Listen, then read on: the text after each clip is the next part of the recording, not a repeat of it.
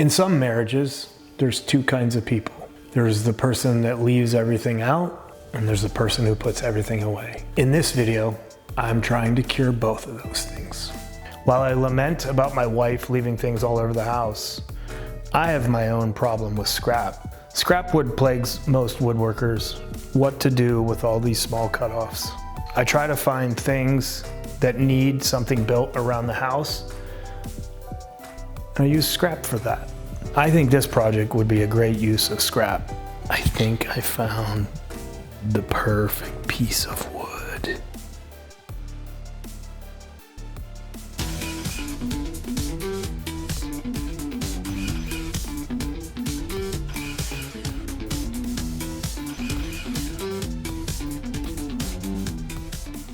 Welcome to Knocking on Wood. So when we moved into this new house, there was a place in our kitchen that we just kept putting things. Our keys, wallets, junk, anything that we didn't have a place for, we put in this area. So in this episode, I want to create a key holder and a place we can put our things to get them up and out of the way. I went through my scrap pile and found some old Baltic birch plywood, and I laminated some 1/4-inch sheets of walnut onto it.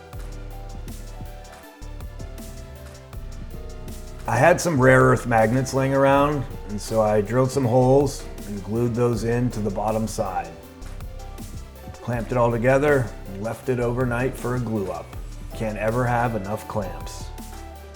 One of the challenges with this piece is it's temporary. We're gonna remodel our kitchen, and so this will be a throwaway. We really like the contrast between walnut and lighter woods, and so we kept this going on with this small piece. Here I am doing a quick round over on the edges so that myself and my wife, when we put our hands on it, we don't get cut up.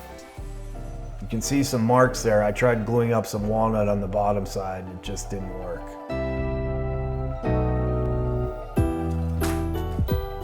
There you can see I taped up the rare earth magnets for sanding, just demonstrating how strong they are. Quick sand up to 120. This is really just kind of a prototype for once our kitchen is remodeled, so I didn't mind leaving the exposed edges. It will still look great once we put some wax on it. Here I'm measuring to drill some holes for the dowels.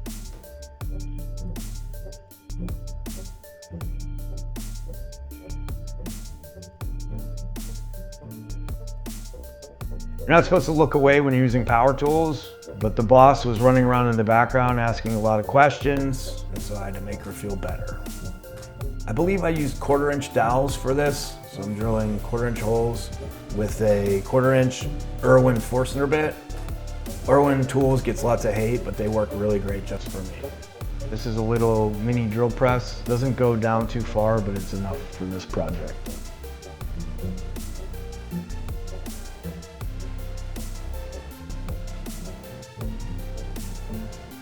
Here I'm measuring just to see what my depth is. I'm going for 3/4 of an inch. So I didn't record me cutting this because I'm a moron. But I cut this piece off of the little shelf. And why I did that is I'm going to glue dowels into these holes, 1.5-inch dowels, and I will be able to put those in here, and I'll countersink holes on this side, and this little, it's kind of like a cleat, will go into the wall, and then the dowels will stick out and this shelf will slide right on it. It's how I do all my floating shelves, just so that, you know, I put a lot of work in them just so they can be removed from time to time. Here I'm gluing in the 1/4-inch dowels. Just use a little bit of glue, little dab will do ya. As you can see, our countertops need to be remodeled. These are 1990s Formica, but it's great for glue ups because the glue doesn't stick to it. I let these sit overnight. I'm checking to make sure they make sense, they're in the right place.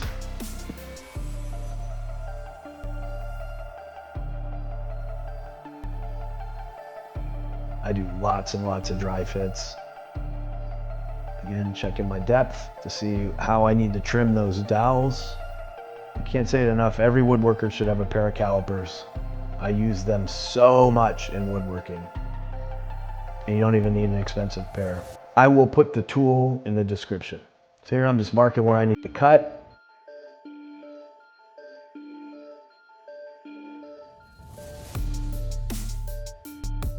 I need to check each hole. I don't want to do the same depth on each. I want to make sure that it's cut exactly to the depth of each hole. Measure twice, cut once. So cliche. I measure 3 times, cut once. My wife is giving me dirty looks. She's like, underlay, let's go.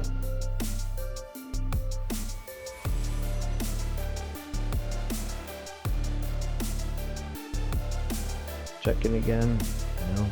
Watching me measure is like watching paint dry. So you can see my cut marks. They're a little different for each one. Here I'm using a flush trim saw to cut the dowels.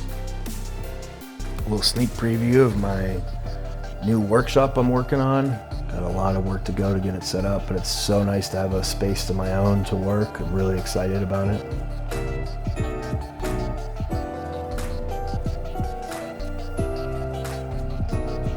As you can see, it fits right in, no problem. And now I'll countersink some holes to screw into the studs of the wall. So it kind of acts like a cleat where you can pull the floating shelf off and on. I'm adding some walrus wood wax to this keychain holder and floating shelf, just because I don't like anything that turns the wood yellow, and this to me really keeps it pretty close to natural. I know you came here for a woodworking video, and that's kind of what this is, but really, woodworking can save marriages. Start using your skills to find things around the house that you can fix, repair, or make nicer to please your very beautiful wife. I started this woodworking journey to build a project for my wife, and I find the most fulfilling projects are solutions and things I make for my wife that make her happy and bring me joy watching her be happy. Woodworking really can save marriages. Instead of picking fights when I see messes around the house, I just build organizational solutions, and it saves our marriage. We'll catch you in the next episode. Use your woodworking skills to build something nice for your wife.